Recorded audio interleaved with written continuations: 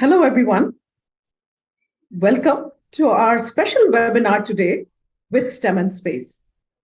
So our webinar today is celebrating the International Women and Girls in Astronomy Day that is taken forward by IAU. Today for that, we welcome a very special guest, Dr. Priya Hasan. Welcome, Dr. Hasan. Hello. So let me just share a few words about her today. Dr. Priya Hasan is an assistant professor in physics at the Maulana Azad National Urdu University in Hyderabad. She did her integrated master's from the Moscow State University in Moscow, Russia, and PhD at Osmania University in Hyderabad. She then did her postdoctoral research in France and also at IAU in Pune. She was awarded the Women Scientist Award by DST in 2006. She has presented her work in various conferences in India, Europe, and US, and in the United Nations, Vienna. Her research interests are in observational astronomy, star formation, star clusters, and galaxies. She's actively involved in Olympiads, public outreach, and science popularization programs, and has worked on various projects with the IAU, OAD, with the US Consulate in Hyderabad, etc. She is the co-chair of the Women in Astronomy Working Group of the IAU and member of ISDT 30-meter telescope. And I myself have seen Dr. Hasan in so many webinars. She is, she conducts special projects for students, for college students, and, walks them beginning to end on projects. So she spends a lot of her valuable time with students. So I welcome you, Dr. Hasan. We are very excited to have you here today. Thank you, Miss. Thank you so much, Mila. Thanks so much for inviting me. I'm really happy to be talking to everyone today. And thanks so much. So I invite you to go ahead and share with the students your thoughts on women in astronomy. Yeah. So thanks so much. Thanks, Mila. And I'll start off with something that is something very dear to me, which is astronomy, and obviously the role of women in astronomy. And that's what we'll be talking about just now. So here you can see these women over here. We'll talk about them very soon, about the role that women have played in astronomy and why is it so important for us to talk about this today. Why does IAU take the trouble of actually celebrating this day of women and girls in astronomy? So let's play a game. We'll start off with this. So just to get your attention, who are these women? Have a look at these women. There's an acrobat, a martial artist, a painter, a diver. There is a little visitor.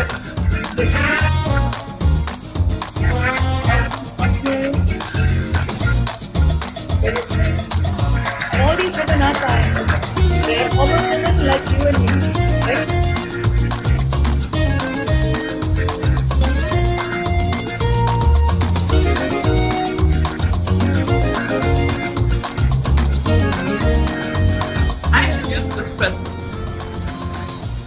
Now we're building a detector module.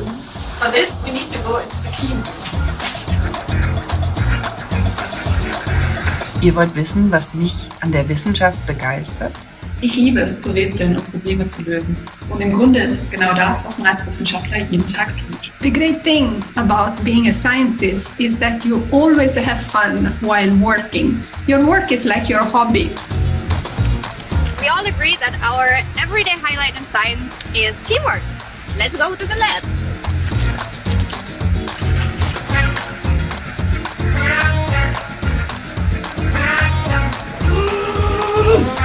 So oder so, es macht eine Menge Spaß.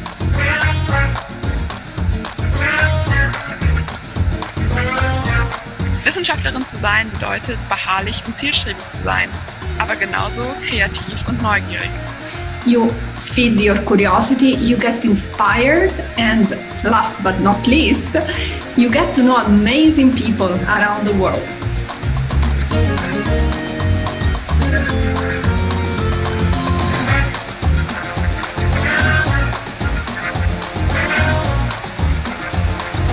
No matter where you are, science extends your horizon to the whole world, in fact, to the whole universe.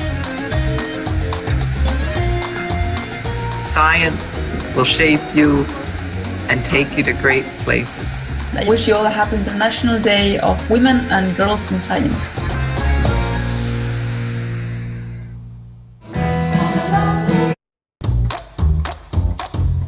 Yeah. So what you saw just now was a short video which I showed you of women in science. This was made by the Max Planck Institute, and it was basically to show you how women scientists are like absolutely normal people, right? They are people who pursue their hobbies, who have normal lives, who do normal kind of things. And along with that, they have a very strong love for science. Because after all, if you look at this picture, it's a very beautiful picture done by an Indian, he works as an engineer at the telescope in Ladakh. There's a 2-meter telescope we have in Ladakh, and this is kind of an idea of the skies you get over there. And you can see that always, I mean, everyone, men, women, children, they always obviously look at the stars and obviously wonder what's there about the stars, right? Astronomy has always been an interesting science for everyone. And therefore, obviously, there is a reason and there's a place for men and women in science, right? So let's see, for example, how did this all start, right? Why did this whole thing begin? So typically what we do in science is we basically look for patterns. We look for patterns in space, like you can see over there. These are patterns in space. Or you look, for example, for patterns in time. The simplest pattern we see in time is the pattern of day and night, right?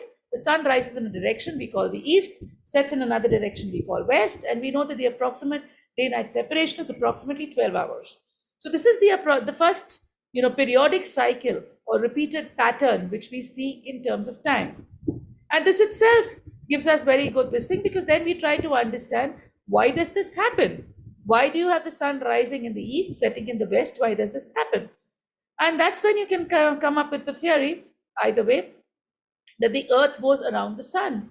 And as the earth goes around the sun and rotates, what basically has is you have the day-night cycle. So you have this part which is lit by the sun, and then as the earth rotates, this part goes behind, and then it's not lit by the sun, and therefore you have this day-night cycle.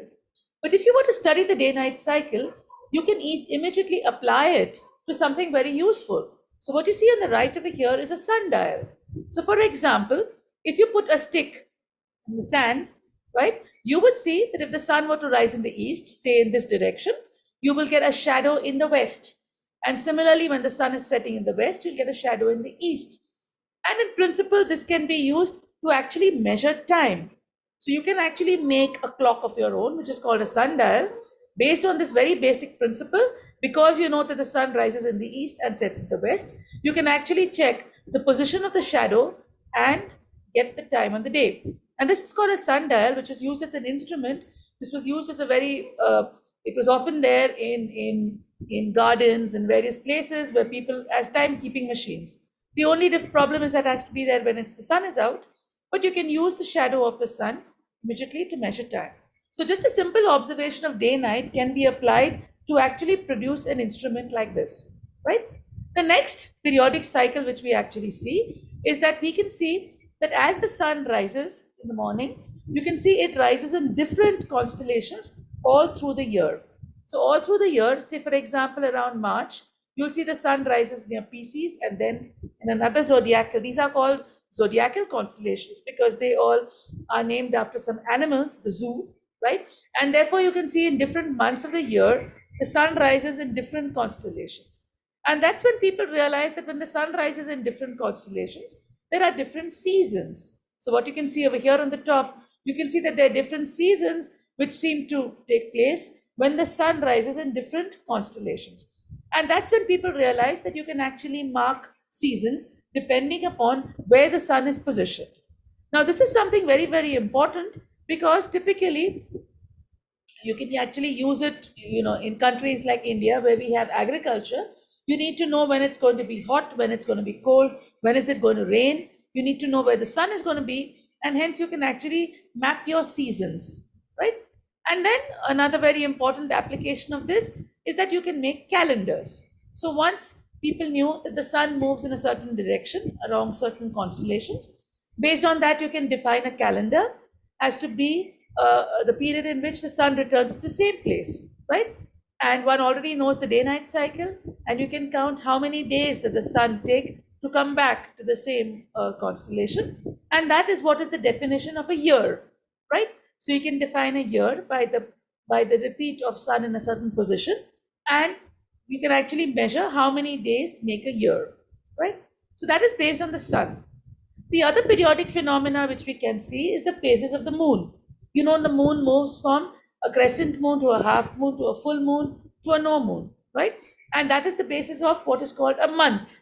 So you have various calendars which are based on the lunar calendar, which is based on the phases of the moon. And the Islamic calendar basically follows that lunar calendar. The Persian calendar follows the solar calendars. And for example, countries like India, China, we actually follow some kind of a luni-solar calendar. We need the sun because we need the repetition of seasons. We need to have certain festivals in certain seasons, but we'd obviously prefer to have the season or the festival on a full moon night. So it is timed in such a way that it's a particular part of the year which has a full moon night. And festivals, typically Indian festivals, not only Indian festivals, but festivals all over the world, most of them do have an astronomical significance because it's basically telling the time of the year when the sun is in a certain constellation and when the moon is in a certain phase, right? So we have Diwali, which is in Amavas, but most of the other Hindu festivals, all of them fall with a Purnima. A Purnima is basically a full moon night. So that is the way you can actually mark festivals, which are markers to the calendar, right? So you can actually know when is the beginning of summer, when is the beginning of winter, when is it monsoon, etc. The other thing we can see in the sky is we can see the stars.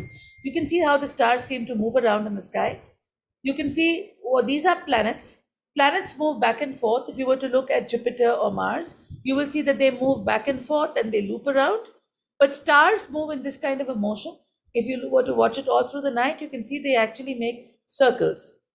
Now there's obviously a point over here which doesn't move, and this is actually the position of the pole star.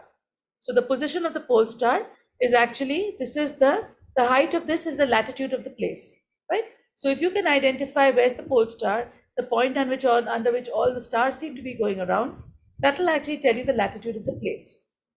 Now looking at this, we already had the first few theories of the universe, which is the geocentric theory, but actually it was considered that since the earth seems to be stationary, the sun seems to be going around us, all stars seem to be going around us, and therefore that was the very basis for Ptolemy, as Aristotle's theory of the geocentric universe, where the whole universe seemed to be going around us. Now this further evolved into what is called the heliocentric theory, which is Copernicus' theory, which was actually, it was forced because it was required to explain observations. So typically, when people were looking with geocentric theories, like I showed you earlier, planets seem to be looping around, right? They seem to be going back and forth, which was actually confusing because you could not understand why do planets go back and forth, right? Similarly, what Galileo had seen is that Venus had phases, exactly like the moon, and therefore, the more simplified picture of the universe was Copernicus' picture, in which you had the sun at the center and you had all the planets going around it, right? And Occam's razor states that of two explanations, the one which is the most simpler one is the correct one.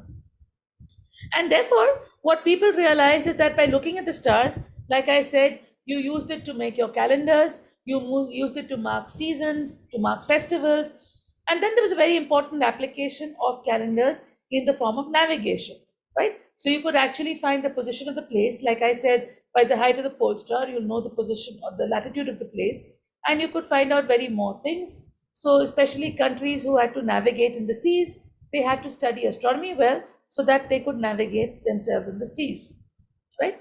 And therefore it became very important to study astronomy. Sailors had to know astronomy so that they could define their positions based on the position of stars.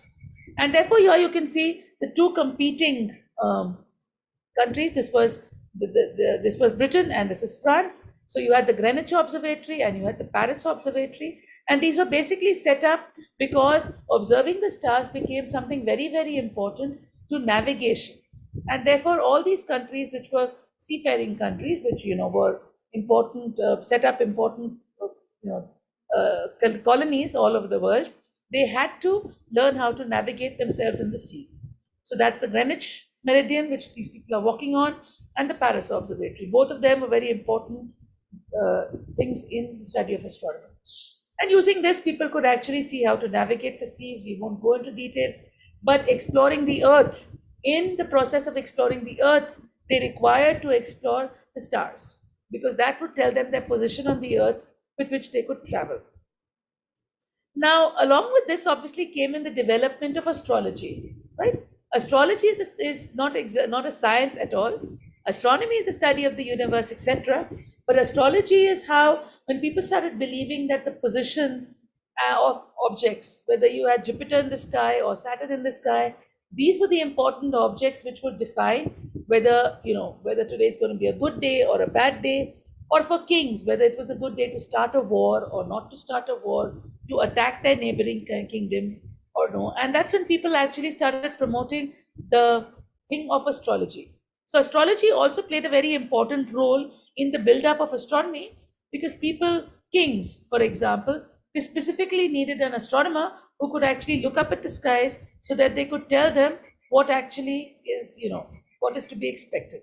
But obviously astronomy is a branch of science, while astrology is absolutely no science. It's a bunch of myths and illogical assumptions you have based on the skies, right? For example, if today is a new moon or a no moon, for example, the word lunatic itself comes from luna, where it was assumed that people actually go mad when you have a full moon. That's a lunatic, right? And but astrology has definitely played a very important role in the development of astronomy. So we can credit it with that. Along with that, a lot of technology transfer also happened, imaging. For example, the CCD cameras, or rather the digital cameras you have on your phones, they were basically what was CCD cameras, which were developed for the Hubble Space Telescope. And that's why you actually have digital cameras available, because they were developed for that. You have a lot of things being done in the aerospace sector, and we won't go into the details of this, but for example, the GPS, the Global Positioning System, which you have on your phones and which we use all the time, when we use Google Maps, things like that, they totally rely on satellite data, which is basically also built up with the development of astronomy and space sciences. Similarly, even batteries, the development of batteries, of solar cells, all of them also happened because of the build-up of astronomy.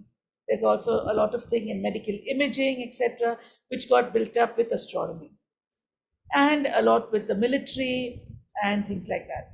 So actually we see in our normal lives, we saw the earlier things which were there, calendars and festivals and things like that.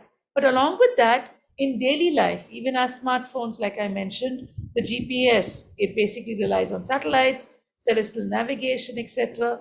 All these are things which are there in our daily lives, which we do not realize. It actually came in because of the build-up or the development of astronomy and space sciences, right? So we won't go into more detail of this, but essentially, therefore, it becomes very important to actually pass on science to the masses, where people realize that astronomy as a tool, astronomy has been very important in the build-up of astronomy. We have been doing this with Shrishti Astronomy, which is where the thing we work with, which basically tries to popularize astronomy. But we actually see that, therefore, at various scales in the universe, whether it's our solar system, whether it's comets, etc., our galaxy, and the whole universe, astronomy gives you this feeling of being part of the universe, right, where you're contributing. But women in astronomy have always been the unsung heroes, right, for which people have never realized what was the important role that women played in astronomy. And that's what we're going to focus on today, right? So let's come on to the first most important thing, is can women do science, right? It's a very fundamental question, because though the answer is obvious to us, obviously women can do science, women can do whatever they want, But if you actually see in our societies, there definitely exists a bias where people think that women are not exactly made for science, right? They do not have the skills, they do not have the, the required, you know, technical skills for science, right? And then, but to, to add more force to my answer, we will talk about a few of the women astronomers who actually made history. All of these women whom you see in these pictures, these are very important women astronomers who played a very important role in the build-up of history. As well as back home, we know that in ISRO, the Indian Space Research Organization, there are a whole lot of women. We've always seen that in the various missions, in the Chandrayaan mission, in the Mangalyaan mission, in various missions that have been done by ISRO, many of them have been actually led by women, and women definitely do play a very important role in space research in India, right? So let us see who are these women, right, whom we actually see who actually played important roles in the history of astronomy. So one of the earliest ones to have been catalogued was Hypatia, and Hypatia actually she died in 415 AD. This is a very long time ago, and she was a philosopher, an astronomer, a mathematician from Alexandria, Egypt, and the first female mathematician who was actually her life was reasonably well recorded. But you can see that actually women doing science and astronomy, for example, often society was very unfair with them. And even Hypatia, you can see a very gruesome picture over here of how finally these women were actually killed, burnt alive, they were butchered, they were, ill-treated, because somehow society could never ever accept their position and actually give them the credit that was due to them, which happened with Hypatia, for example. So though she was, like I said, though she was renowned in her time, for her whole lifetime as a great teacher, a wise counselor, but there were a lot of people who opposed women of this kind. They somehow never liked this idea of women reaching such a level of significance. And therefore you see that when she died, she was actually murdered by a mob of Christians. And that's how she died, a very gruesome, sad death. We'll jump now, we move much more to modern times, where we can see one of the early astronomers was Mary Somerville. She was a Scottish scientist, a writer, polymath, and she was amongst the first ones who was elected along with Caroline Herschel to be members of the Royal Astronomical Society. Now in the UK, the Royal Astronomical Society was a very prestigious society, and obviously women were not given membership to this society. It was a purely male-dominated society. So these are some of the earlier women who actually became members, who were accepted at that. And you can see that she worked on various subjects, on solar rays, on the connection of physical sciences, on geography, molecular microscopic science, and she actually played a very important role in that sense. We have another very important woman astronomer called Caroline Herschel. Now, Caroline Herschel, she actually worked with her brother. Her brother was William Herschel, and William Herschel was a very he was actually the royal astronomer. So he was very well funded on his astronomy projects, and he discovered various comets, etc. And the king, he had a very good telescope of his own, and Caroline actually assisted her brother. She assisted her brother in his work, and while doing that, she herself became a very good astronomer, and so well that even the king granted her an annual stipend of £50 as his assistant, and she was the first woman astronomer who was actually given a salary as a professional astronomer. And like I mentioned earlier, she was also awarded a golden medal and made a member of the Royal Astronomical Society with Mary Somerville, and she was very, very good in astronomy. She even has a comet named after her. She was a very keen astronomer. And if we go ahead, you had Maria Mitchell. This is about 200 years ago. And she was an astronomer, a librarian, naturalist, and an educator. And she also discovered a comet. You can see a picture of her doing observations. And the Vassar College, which is there in New York, this is actually, she was a professor in astronomy over there. And the college now is purely a college meant for women astronomers. And she was the first elected fellow of the American Academy of Arts and Sciences, as well as the American Association for the Advancement of Science. So that was Maria Mitchell. And then let's go to more modern times, to people whom we've actually seen. I've also seen Margaret Burbidge. And Margaret Burbidge is one of the very inspiring astronomers. If you actually see, she worked with her husband. Her husband was Geoffrey Burbidge, who worked more on the theoretical side, while Margaret Burbidge worked more on the observational side. And but you can see that even in the case of Margaret Burbidge, there was work which she did with Fowler, very important work on nucleosynthesis, on the formation of elements. And but unfortunately, this is work which she did with Fowler, and Fowler actually got the Nobel Prize in physics for the work which they did combined, right? They worked this work together at University of Cambridge. Geoffrey Burbidge, William Fowler, Fred Hoyle, and she. But when he got his Nobel Prize, the contribution of Margaret Burbidge was neglected. It was not given importance. It was not even, it was not even cited in the citation, in the Nobel Prize citation. And later on, Margaret Burbidge, her life is a very inspiring life, where you see that throughout in her life, she forever went through a lot of issues being a woman astronomer, because people did not want to acknowledge her contribution. But finally, she even became the director of the Royal Greenwich Observatory. She actually worked very hard to campaigning again for women's rights in astronomy. She was the first female president of the American Astronomical Society. What is interesting about her was that the American Astronomical Society had an award for women astronomers called the Annie Cannon Award. And Margaret actually refused to take this award. She said, I do not want to take an award which is only meant for women. I will take an award for which I am being credited just for being an astronomer and not for being a woman. So later on, she accepted the award, the Russell, the Astronomical Society Award, which was not only for women, which was an open award. So that's also something very important, that, especially in India, a lot of awards or positions are, they are reserved for women. And then those are the kind of positions or awards that women get, right?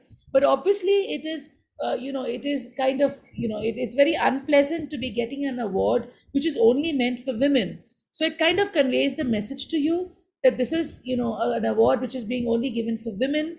And it is kind of as though getting women out of the competition, right? While women of today are in a position where you can actually compete with men for awards, for example. So getting awards specifically dedicated for women, I would say, is kind of insulting for women, right? They should be getting awards which are open for everyone, and they can actually win them. There's no reason to be getting awards which are only reserved for this thing. Similarly, even when there are positions which are reserved for women and they are given to women, I feel that kind of a discrimination is also not a very nice kind of a discrimination. Another very interesting astronomer is Vera Rubin. So an American astronomer. She studied galaxy rotation, which is the basis of the understanding of dark matter, right? So the rotation of galaxies actually showed that stars in the outskirts of galaxies, they actually move with very large velocities. And the only way in which this could be explained was with the existence of dark matter. So Vera Rubin is given the credit for actually discovering dark matter based on the studies of galaxy rotation, which is again a very important thing in our understanding of astronomy.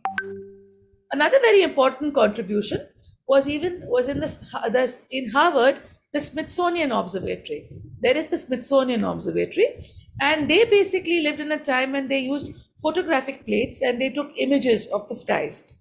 Now, when they took images of the skies and the photographic plates, they needed to be very well catalogued. We needed to observe the plates and take various readings from there and actually produce catalogs based from the photographic plates. And that time, the Harvard Observatory director was somebody called Edward Pickering, whom you see here in the picture. That's Pickering. And Pickering, what happened is that it was considered that this was not a job which would be very nice for an astronomer, because it was a very tedious job to be looking at these photographic plates and actually, cataloging them, getting data.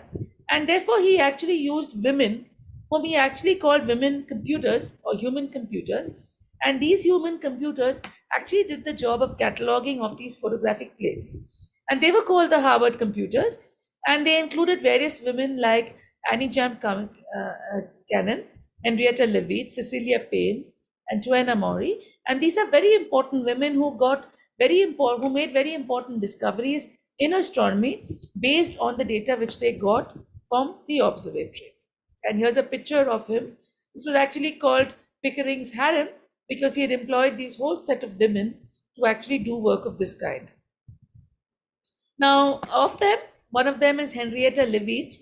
And Henrietta Leavitt, her contribution is very, very important because Henrietta Leavitt basically worked on a certain class of stars which are called Cepheids. Now, Cepheids are pulsating stars, okay? And they pulsate with a certain period. And the period of pulsation has a relationship with their luminosity, their brightness. And therefore, if you actually observe a Cepheid and you measure their period of pulsation, which can be done with regular observations of a few days, you can actually determine what is their absolute luminosity. Now, the absolute luminosity will actually tell you the brightness of the object, but what you're observing is the apparent luminosity, and therefore using information of the apparent and absolute luminosity, you can actually determine the distance to stars. So Cepheids played a very important role because they can be used to find the distance to objects. Now these pulsating stars are very, very bright stars, and therefore, they exist in various galaxies. And therefore Cepheids in different galaxies could be actually used to find out the distance to a galaxy. Okay, and this is exactly what Hubble used, right? So we come to galaxies. Galaxies are a collection of stars, gas, and dust. This is just for your information. Now Hubble is the astronomer who actually came up with the whole story of the expanding universe. So what did Hubble do? Hubble basically observed the spectra of galaxies. I said galaxies are a large collection of stars, gas, and dust. So what he did, he used the Mount Wilson Observatory, observed the spectra of galaxies. And if you actually observe the spectra of galaxies, you can actually see there is something called the Doppler effect. Okay, the Doppler effect tells you that if you have a source of light which is moving with a certain velocity, there will be a change in wavelength. Okay, if the source is moving away from you, it moves towards longer wavelength, which is called redshifted. If it is moving towards you, it moves towards shorter wavelength, which is called blue shifted. So therefore, if I observe the spectra of galaxies, I can measure the velocity of the galaxy. Okay, so that is what Hubble did, is he observed the spectra of galaxies to determine the velocity of these galaxies. And based on this, he also observed Cepheids in those galaxies, for which he could find out the distance to those galaxies. And he discovered that the velocity of these galaxies is directly proportional to the distance of the galaxies. So if you put an equal to sign over here, he put something called h naught, and h naught is called the Hubble constant, right? So what he basically saw is that the velocity of the galaxy was directly proportional to the distance of the galaxy. But the distance of the galaxy was got from the observations of Henrietta Leavitt, because she had observed Cepheids from which he could get the distance to galaxies which he was observing. So he got this very important relation, B is equal to h naught by d. So if this is our galaxy, you can see other galaxies seem to be moving away from us such that their velocity is larger when the distance to that galaxy is larger, right? And this is the very basis for what we call expanding universe, the expansion of the universe, right? If we take this whole story and reverse it, it is when the whole universe was in one point, after which it started expanding. And when it was on one point, the point at which it started the expansion is what we call the Big Bang, right? So the Big Bang took place when then the expansion of the universe started off, right? And so the very basis of our understanding of the Big Bang and the expanding universe is obviously based on the important contribution of Henrietta Leavitt in Cepheids, right? In the understanding of Cepheids. So Hubble's law, which I already told you about, it's based on the fact that the speed is directly proportional to distance, and which is again based on what I told you is Cepheids, our understanding of Cepheids. Now let's go to Annie Jam Cannon. She's also one of the other Harvard computers who worked in Harvard, right, under Pickering's directorship. And what she did is that she looked at the spectra of stars. Okay, so using the observatory, they observed the spectra of various stars. And based on that, she classified stars based on their spectra. So the classification, she made various spectral classes. For example, O, B, A, F, G, K, M. So these were various spectral classes which were based on the spectra of the stars. So she realized certain common things about the spectra and classified these stars in these various categories, right? Later on, it was realized that these spectral classes are basically a measure of temperature in such a way that hottest stars are O-type stars and M-type stars are the coldest type stars. So to remember that the sequence obviously was not planned when she made the sequence. She had not known that at that time, that there's a thing built up in terms of temperature. But if we actually move it in temperature, we need to remember O, be a fine girl, kiss me. So you have O, which is hot, B is slightly cooler than O, A cooler than that, F is cooler than that, G is cooler than that, the sun is a G-type star, K and M. So this is telling you how the temperature of stars vary based on their spectral class.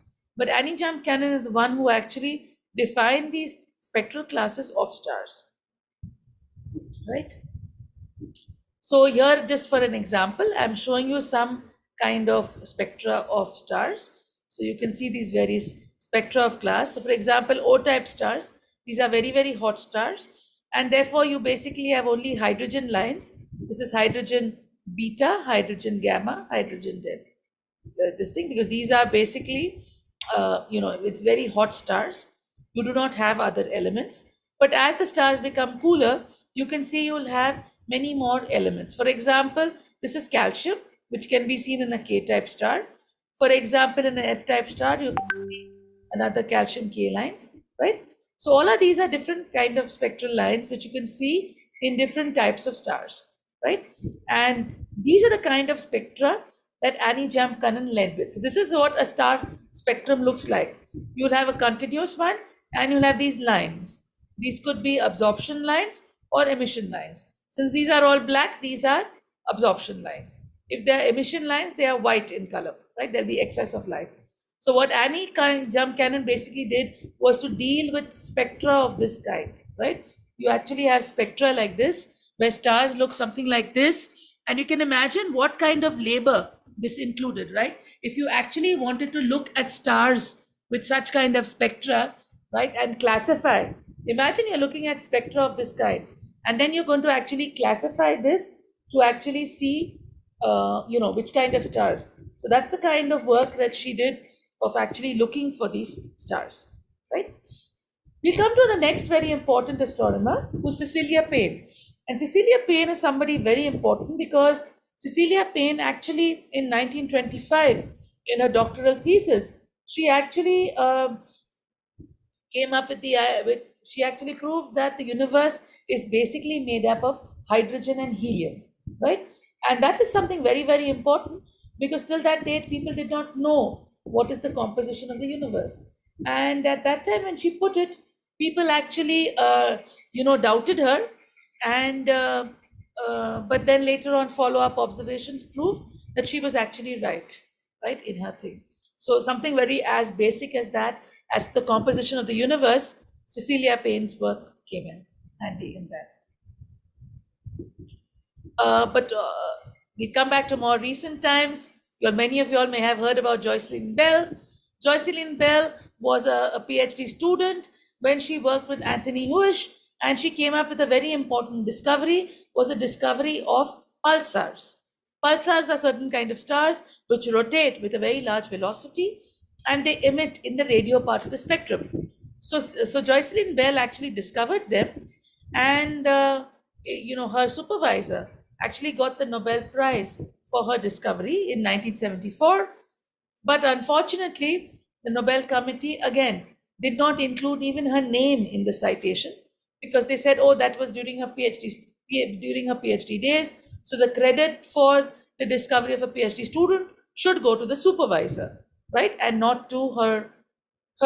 Though actually the discovery was more of an accidental discovery. It's not that her supervisor had actually planned the experiment to discover pulsars. They kind of accidentally won it, right? So Joycelyn Bell also has been working very hard for women in astronomy, because there's been obviously lots of discrimination which was done to her. She's a visiting professor at the University of Oxford, fellow of Mansfield College. But 50 years after her significant role in the discovery, she won the 3 million Physics Breakthrough Prize for her discovery, right? And when Joycelyn Bell received this prize, she actually used the prize money to actually fund underrepresented physics students from underprivileged countries, so that they could actually pursue careers in physics and astronomy. So all her prize money was used for that purpose. Another more recent astronomer who recently got the Nobel Prize in 2020 was Andrea Ghez. Now, Andrea Ghez is a professor of physics and astronomy at UCLA, and her important work was that she actually found the mass of the supermassive black hole that is sitting in the center of our galaxy, right? Now, that included a lot of tedious observations, which she had to actually make to actually measure that. And so to date, there are only 4 female Nobel laureates, and she's the one amongst them. And she's the only astronomer of them. Right? So she also plays a very important position. Now, just for our awareness, let's see what is the deal in India, right? How is it in India? What about women astronomers in India? So here we have the last president of the Astronomical Society of India, this is G.C. Anupama, who was, I think this is the first time the Indian Astronomical Society of India had a woman president, who's Anupama. We also have Annapurna Subramaniam, who is the director of the Indian Institute of Astrophysics. This is in Bangalore. Again, I think, in her case also, I think it's the first time that the Indian Institute of Astrophysics had a female director. She's still the present director over there, Annapurni. You also have Chanda Jog. Chanda Jog is an Indian astrophysicist who worked in Indian IISc, the Indian Institute of Science. She specializes in galaxy dynamics, interacting galaxies, molecular clouds, etc. Published various articles, and a very well-known, internationally well-known astronomer, Chanda Jog. And there are various women astroscientists, right? There's some of them over here. So the various scientists you should know about. I'm sure many of you all know the names of these scientists, right? And for example, in ISRO, even the Gaganyaan mission, right? The mission of sending a person in space, right? Which is the next ISRO mission. It's called Gaganyaan. And you have Lata Ambika, who's actually leading the mission. And she's the leader for the Gaganyaan mission. Similarly, these 2 women over here, Muttaya Vanita and Ritu Srivastav, these were the 2 who were behind Chandrayaan 2. You must have heard about Chandrayaan 2. And these are the 2 women who were behind that. And as the project director and the mission director. And she's also, okay, Karida, we'll come to her. You have Anuradha, who's the senior most woman scientist in ISRO, who's played a very important role in the GSAT programs. And she's the first woman to become a satellite project director at ISRO. And you have Nandini Harinath. Many of you all may have heard of her. She played a very important role in the Mangalyaan mission. And she's the project director of Mangalyaan. And she's been with ISRO for a long time. You have Sita, Dr. Sita. She has been the program director for, if many of you all may have heard about AstroSat. AstroSat is an ISRO mission which is basically made up of telescopes. So you have 3 ultraviolet telescopes. You have 3 X-ray telescopes, 1 ultraviolet telescope, 1 optical telescope. All of them which are there on the AstroSat. And the project director was Sita, and she's also part of the Mangalyaan missions and various ISRO missions. So that's Sita. And therefore, you see that women empowerment in astronomy is something very important. And we need to actually empower women into astronomy so that they can pursue it, right? But if you actually see what are the statistics, right? I should have actually put the statistics of the Astronomical Society of India. And but if you actually see for the International Astronomical Union, let us go for the International Astronomical Union. This is the largest union of astronomers in the world, right? And if you actually see the International Astronomical Union, in the case of that, you can see that the percentage of women in it, you can see in the 1930s it was barely 10%. It's now, even recently, it's barely 20%, right? An ideal percentage would have obviously been 50-50, but you can see that here you barely have a 20% representation of women in the International Astronomical Union, which is something we need to really worry about. If you actually see the spread in terms of ages, you'll see that now with the younger generation, we're already getting numbers of 35 to 40%, which is very encouraging, but obviously it still needs to go ahead till the point of 50%, right? So there is a problem which is often discussed about, which is called the leaky pipe problem or the scissor problem. If you actually see in terms of high school students, right, it's very similar for physics and astronomy. That's why I'm showing you both these plots together. You can see that when it comes to high school students, right, high school physics students, if you were to check the distribution of men and women, right, you'd approximately have 65% of the students are men and about 45% of them are women, right?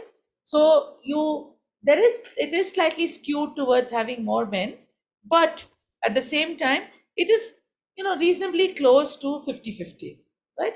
When it comes to high school students. But if you actually see as it progresses, when you see in bachelor's degree, you can see the number of women is decreasing, say 25%, right? Here it is like 70%. When you come to PhD degrees, you barely have 20% women and you have 80% men. Then when it comes to jobs, you may continue with say 20% women, 80% men. But then when it goes to higher positions, for example, positions of being full professors or being directors or deans or at higher levels, you see that then the number of women are barely 5%. There are barely 5% women who are directors of institutions or deans or full professors, and the number of men are like 90%, 95% of them are men, right? So this is what is called the leaky pipe problem. It's as though the pipe starts off fine, when we start off with our pipe, when we start off with high school, you have a similar number of women and men.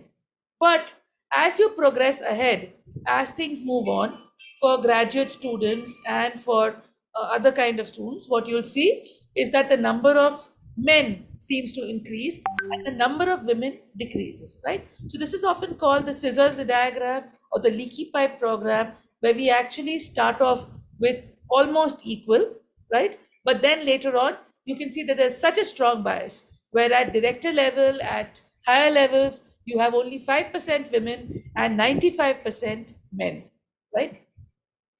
Similarly, if you look over here, this is something similar to what I spoke about, was that when you go to grad students, you can see these are the proportion of boys, of men, and the proportion of women.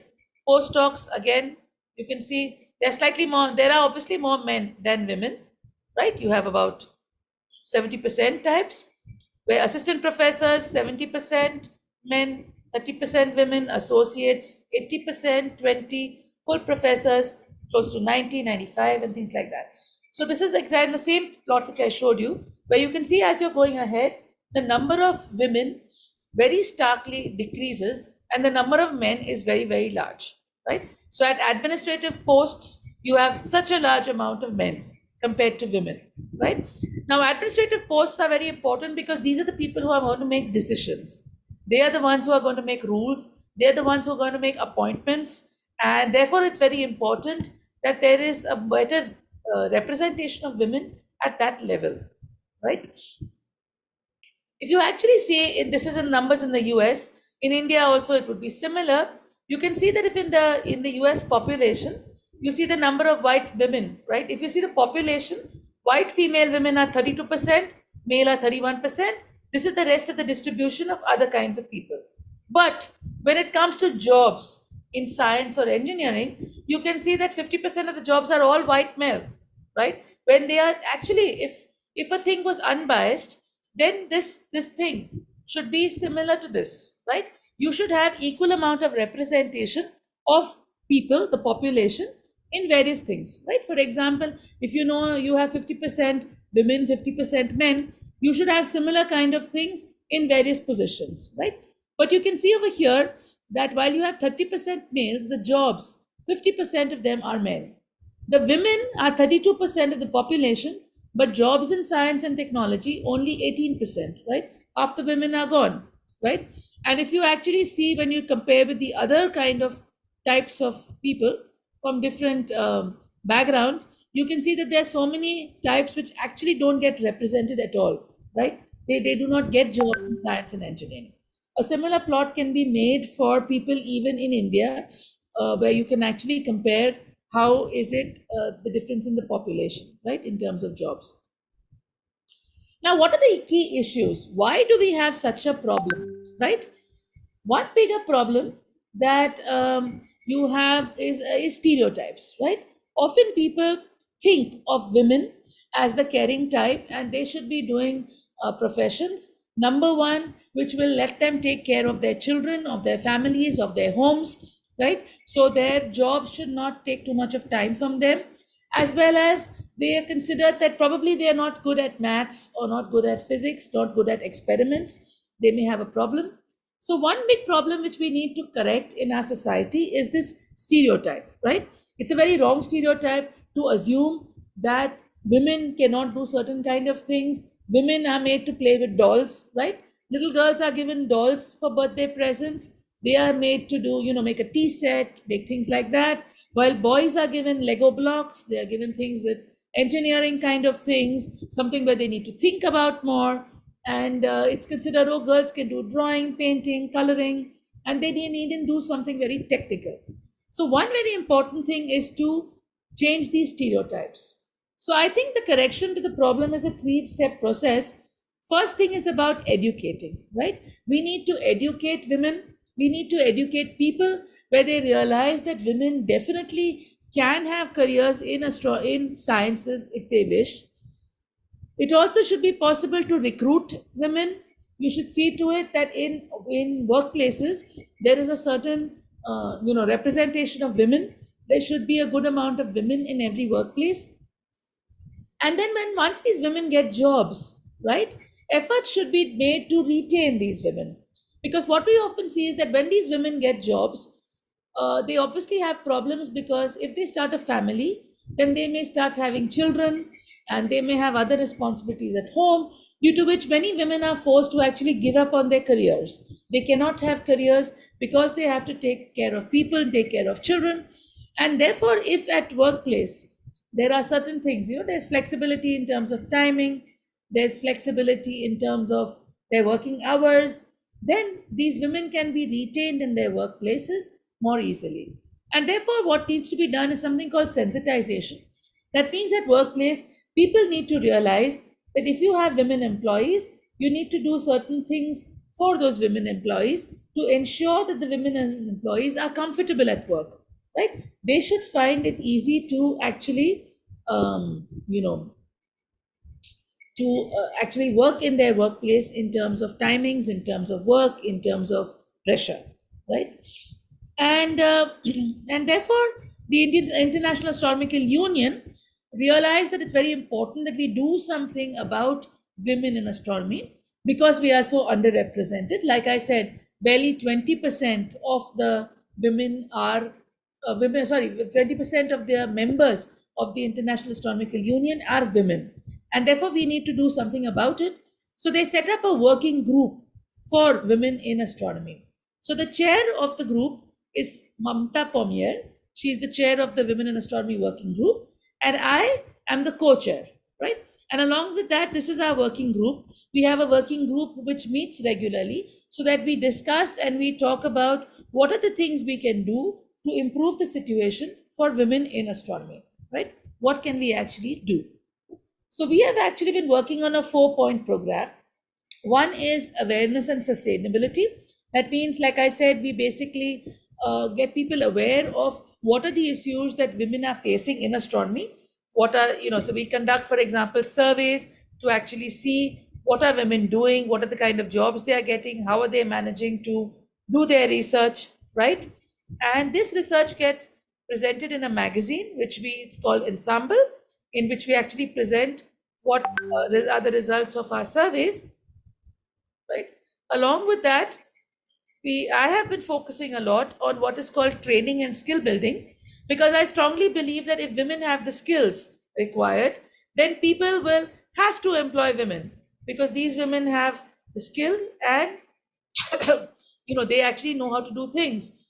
And therefore, what I've been working on very hard is to actually train women, to actually give them certain skills.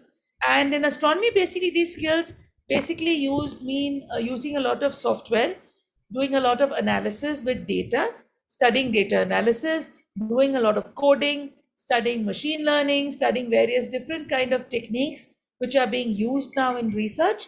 So we've been conducting various training programs for women so that women actually, actually can learn certain skills.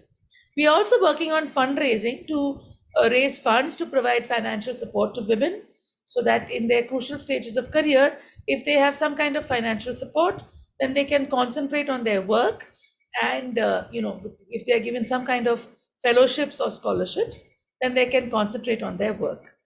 We are also working a lot on communication dissemination by actually encouraging the participation of women researchers with communication through social media, through having various committee meetings, to actually have different levels of seminars with experts and various members, so that we can actually discuss and actually see how do we actually deal with this problem. IAU itself is trying to do a lot of things to do this. Like I mentioned, since the fraction of women in IAU is still low, and what now they've tried to do is higher positions in IAU, the fraction of women is very high. So, the last president who we have, Deborah L. Green, she's a woman, and a lot of people in the higher posts in the International Astronomical Union are now women, so that women are well represented in the IAU. And they are actually working to make various attractions to attract more women, to make them more visible. For example, a simple thing which IAU does is when they have their meetings, they provide free childcare. So if women have children, they can come for the conference very comfortably, and their children will be taken care of for free. So childcare is free. They also are encouraging women to take up leadership positions in the IAU, to organize various symposia.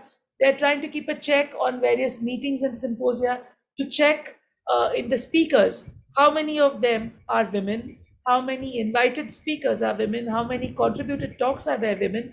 So what is the woman representation in meetings? And it's not only about women, it's basically to increase diversity. So it's basically seeing about how can we actually encourage underrepresented groups of people to actually have a more important role in the International Astronomical Union, right?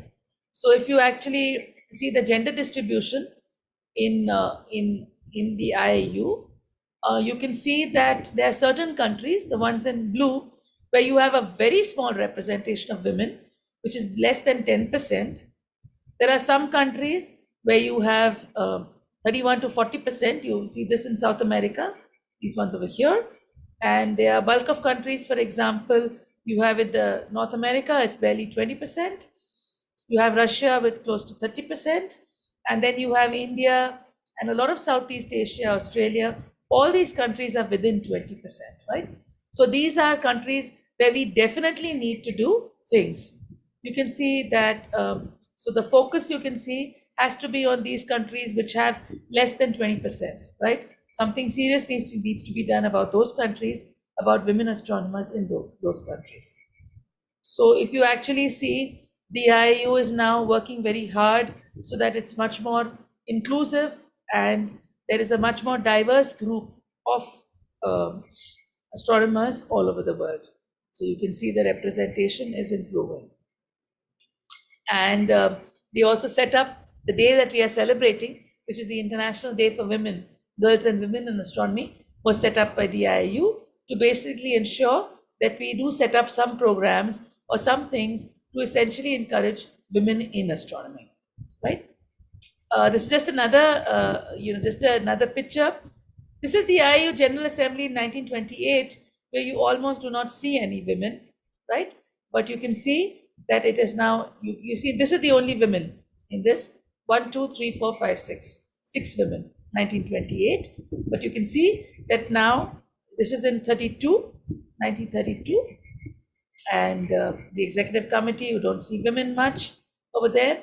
But then we already had a vice president from China in 1988, right? And then as we've progressed further, you can see we've improved it, right? So I can actually show these numbers. The gender distribution now has actually improved. And this is the 2018 one. And in short, lots of these things are being done to improve, like I told you, the presence of women in IAU and in IAU symposia. Like I said, encouraging more speakers in symposia, schools, gender gap studies, as well as doing various things. So there have been various IAU presidents who have been women. You can see over here 4 of them who have been women presidents of the IAU, and various officers. Again, you can see now the number of women is very, very large, right?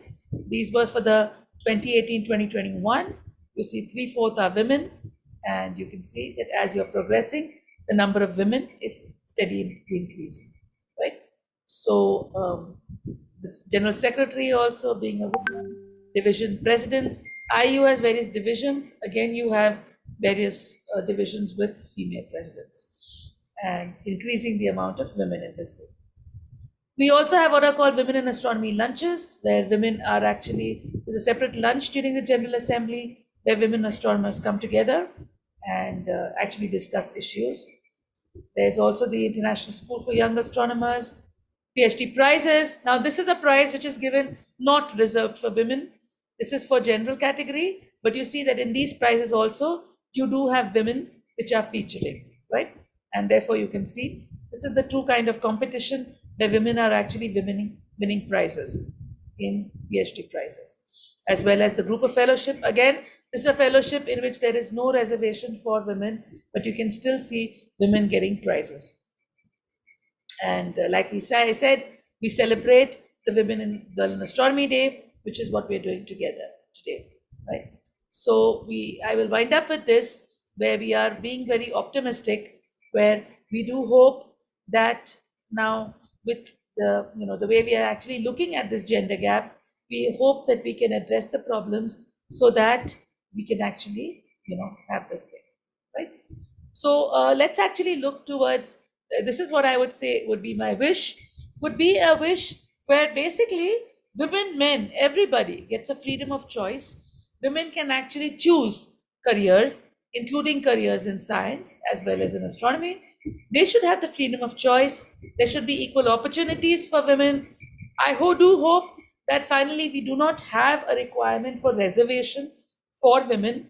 Women can efficiently compete and actually win prizes without any reservation. Let's hope that we reach a stage where an individual is non-gendered. There is nothing being specifically given to an individual just because it's a woman or a man. And we'd actually, I'd look forward to a world like this where this kind of a discrimination does not exist. So let's hope that's the kind of world that all of you will grow up into. You're all young people, and let's hope that that would be the kind of world that we are living towards. And I'll wind up with this, which is a very beautiful this words of Poincare about astronomy, because astronomy is useful because it raises us above ourselves. It's useful because it's grand. It shows us how human is man's, or I should then call it woman's body, how great his mind, since his intelligence can embrace the whole of this dazzling immensity, where his body is only an obscure point, and enjoy its silent harmony. So let's hope that all of us can move towards an idealistic world where everyone who is interested in studying this world can play a role and get an opportunity to actually study this world. So thanks a lot. I'll end with this and I'd be happy to take questions. Thank you so much, Dr. Hasan. That was great. I mean, we learned so much about how history, how women have contributed over time to astronomy. So I'll just bring forward a couple of questions. Yeah. So one of the questions is, what are the opportunities for BCA girls to apply to ISRO, and how can they apply? So BCA, I guess, is computer applications, but maybe you can address it for any bachelor's level, or maybe the question could be, how do girls, apply to ISRO and so on? Okay, so ISRO has a very fair way of recruitment, in the sense they basically advertise regularly. There are ISRO advertisements, and first of all, I'd like to put forward that essentially ISRO does not employ astronomers. They basically need to employ engineers, right? Because engineers are the ones who are going to do that work.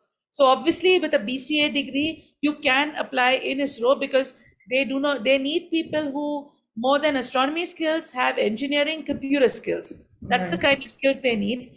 Astronomers can give the science case, right? They can say, what kind of a mission do we want? What do we want to do? But the bigger role in ISRO is played by engineers.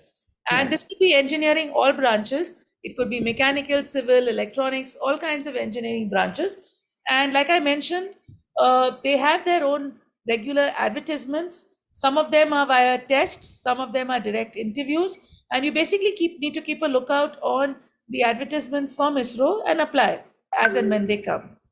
ISRO has also set up their own institute, which is called the IIST, Institute of Space Technology, which is in Trivandrum. And after a BTech degree, you can actually apply for IIST, and you can do an MTech, you can even do a PhD over there.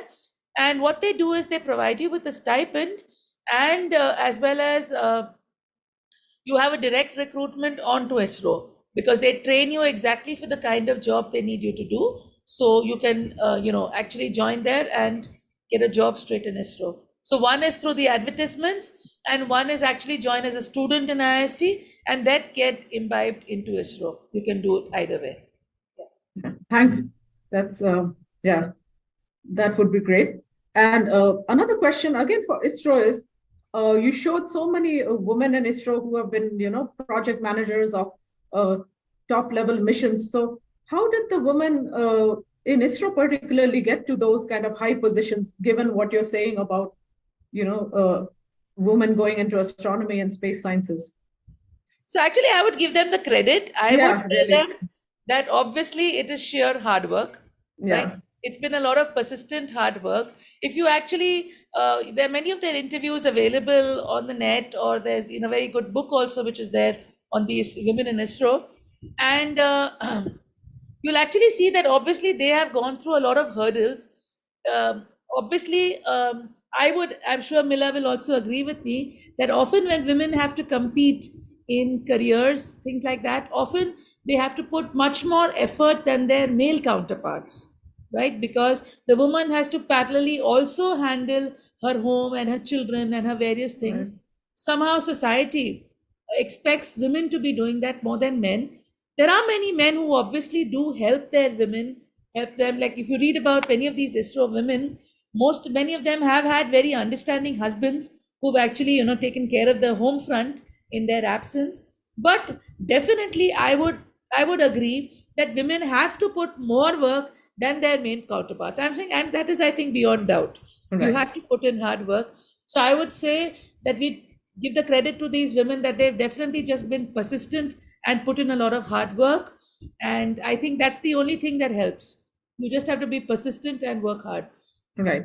And that, that's one of the questions that we have. Many of our students are still girls in high school. And of course, as you showed, in high school, there are still many women or girls interested in physics and science subjects. So what is the advice for these kind of high school girls to go into higher education in astronomy or space sciences?